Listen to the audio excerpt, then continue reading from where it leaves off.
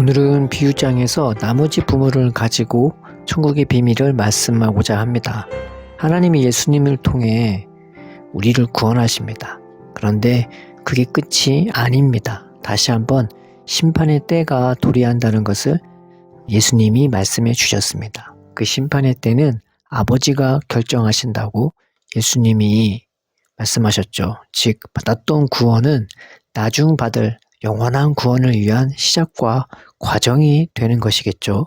오늘은 이 가라지 비유와 나머지 비유를 통해 우리가 어떻게 그때를 준비할 것인가 은혜를 나누고자 합니다. 첫째로 하나님은 우리를 부르실 때 철저히 자신의 것으로 부르신다는 것입니다.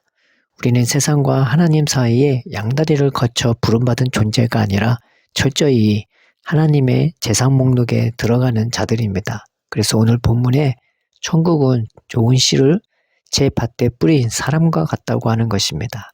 구약에서 하나님의 말씀이나 신약에서 예수님의 말씀을 보면 하나님과 예수님은 철저히 자신의 것과 자신의 것이 아닌 것을 구분하십니다.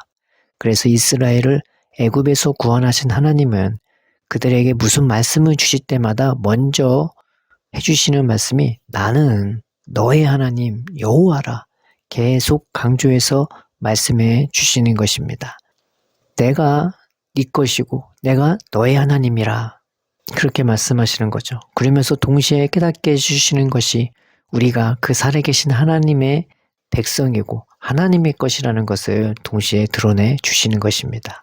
그렇게 자신의 것으로 우리를 부르신 하나님의 특징은 그 자신의 것들을 엄청 소중하게 다뤄주신다는 것이죠. 세상과 다르게 마음에 안 든다고 함부로 버리거나 성질을 부리거나 화를 내시거나 심판하시는 게 아니라 그런 자신의 것들을 성실하게 하루하루 정성을 다해 돌보시고 인도하시고 심으시고 세워나가는 분이십니다.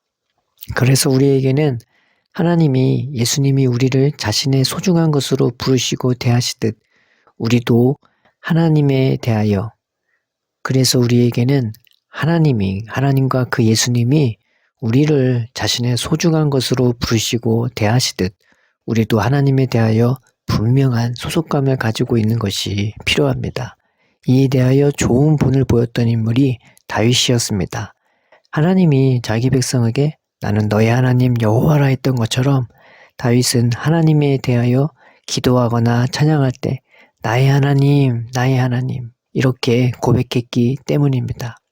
우리도 우리의 고백을 바꿉시다. 우리의 기도를 바꿉시다. 그저 예수님, 그저 하나님이라 부르는 것을 넘어서 이제는 나의 하나님, 나의 예수님, 나의 주님, 나의 주님이라 부르십시다. 우리를 내 형제요 친구라 부르신 예수님을 우리도 나의 주님, 나의 예수님, 나의 친구라 부르며 친밀함과 소속감을 가집시다. 또한 나는 너의 하나님 여호와라 가르쳐 주시며 스스로를 우리와 연결시킨 하나님처럼 우리도 하나님을 나의 아버지, 나의 하나님이라 부르고 고백하며 확실한 소속감을 가집시다. 두 번째는 그런데 주의할 게 있다는 것이죠. 그 밭에는 안타깝게도 좋은 씨만 뿌려지는 게 아닙니다. 원수가 가라지도 뿌려요. 그래서 교회는 얼핏 보기에 예수님의 사람들만 모이기도 하지만 그렇지 않은 사람들도 모입니다. 그러면 우리는 이 교회에서 어떻게 해야 할까요? 그 사람들을 걸러내야 할까요? 이에 대해 예수님은 비유를 통해 가만두라 하십니다. 헬라어 원문을 살피면 이것은 집주인의 주권적 명령으로서 내가 그대로 자라게 내버려 두기로 결정했으니 너희들은 관여치 말라. 너희들의 소관이 아니다. 라는 의미를 함축합니다. 그렇다면 주님 오실 때까지 그런 사람들과 같이 자랄 수밖에 없는 것이 우리들의 숙명입니다. 그러기에 시험에 들지 맙시다. 세상에서는 말할 것도 없지만 교회에서 형제자매를 대할 때에 조심합시다. 거리를 두면서 항상 친절히 돼야 돼. 나의 믿음의 자리, 은혜의 자리, 주님의 법을 힘써 지키는 사랑의 자리를 지켜나가는 우리가 됩시다. 그러면서 형제라고 하는 자의 연약함이나 악함을 볼 때에 시험에 들지 말고 함부로 비판하지 말고 주님 안에 거하면서 자기 자신을 지키는 우리가 되었으면 좋겠습니다. 그리고 그런 가라지가 내가 될 수도 있다는 것을 인식하면서 조심하는 우리가 됩시다.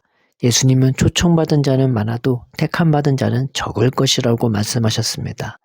구원받았다고 막 살면 오히려 끝날에 버림받을 수도 있습니다. 하나님은 사는 동안에 우리가 깨닫고 주님께 돌아오기를 기다리시겠지만 그래도 사는 동안 내가 더욱더 주님의 것으로 뿌리내리고 자라기 위해서 우리의 삶을 주의하면서 주님의 도우심을 받으며 살아가는 우리가 됩시다.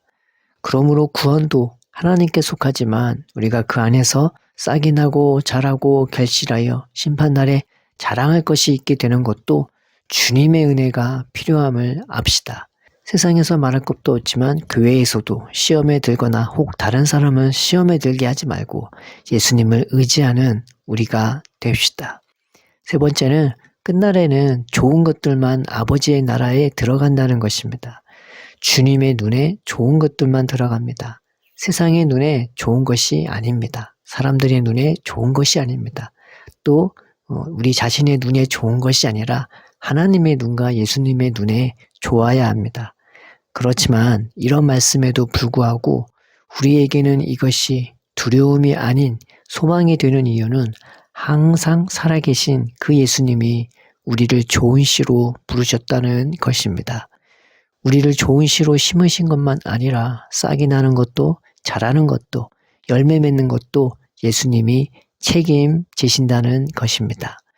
우리는 구원받은 것은 예수님의 공로를 의지한다고 하면서 나머지는 예수님 없이 내가 열매를 맺어야 한다고 생각하지 않습니까? 그러나 우리의 시작도 과정도 결과도 다 예수님이 인도해 주셔야 합니다. 은혜로 시작하게 해주셨으면 과정도 결과도 은혜로 인도해 주십니다. 기쁨과 사랑으로 우리를 구원해 주셨다면 그 과정과 결과도 기쁨과 사랑으로 인도해 주십니다.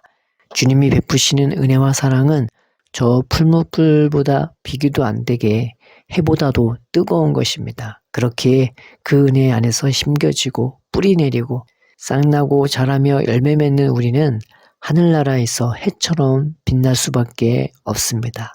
해보다도 뜨거운 주님의 은혜와 사랑이 우리의 안과 밖으로 우리와 함께 하시기 때문입니다.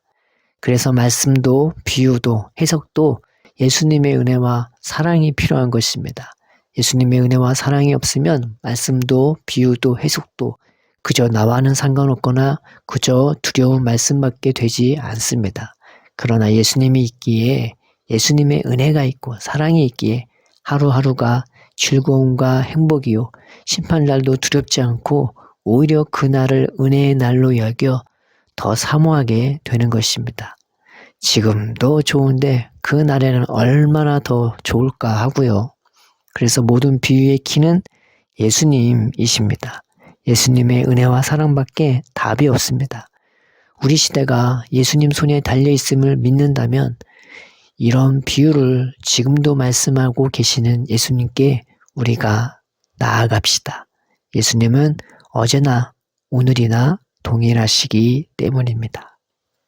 우리 하나님, 우리 아버지, 나의 하나님, 나의 아버지, 우리가 예수님 안에서 선택받은 자임을 알아서 날마다 그 특별한 사랑과 인도하심을 받으며 하루하루 더욱더 주님의 것으로 자라게 양육하여 주옵소서. 예수님의 이름으로 기도드립니다. 아멘.